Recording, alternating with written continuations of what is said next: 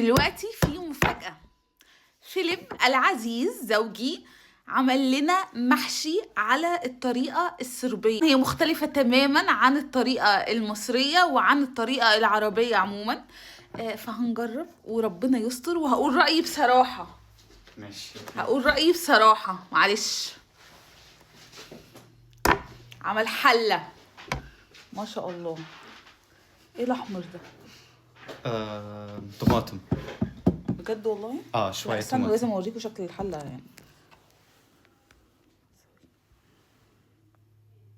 في طماطم على الوش. طب هو ايه جواه؟ ايه جوه المحشية ورق العنب ده؟ ايه فيها؟ ايه اللي جوه؟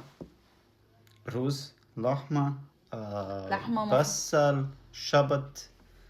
شبت وبدونس كزبرة. بسهل عليك صح؟ لا، ما فيش خضرة. بقدونس وكزبرة، في شبت بس. شبت بس مش شبت مشكلة، بس، كتر خيرك وفي والله. ملح، في فلفل اسود، طب يلا يلا. وفي حب، وفي طماطم برضو.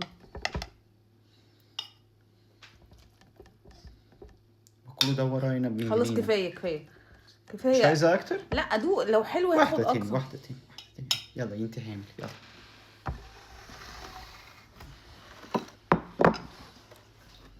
احنا هناكل مع بعض. تفضل. بسم الله. واحدة ورق عنب وواحدة. انا هاخد الصغيرة قطع. دي احطها في بق واحد. ماشي.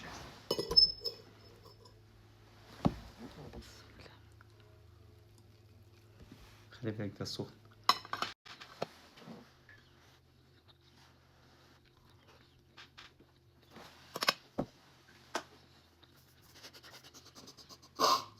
والله العظيم تحفة، والله جميل.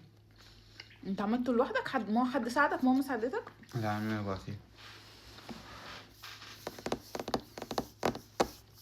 حلو قوي يا بصراحة مش 100 بس. لا 100 والله كده. والله حلو قوي، والله حلو قوي ومظبوط. برافو عليك. بس كله صغيرين عشان كله ده ورق عنب من جنينة. يعني ايه سخن؟ مش سخن، كله ده صغير عشان ده ورق عنب من جنينة. احلى حاجه لما تتجوزي راجل بيعرف يعمل اكل، خصوصا المحشي. بس شكرا.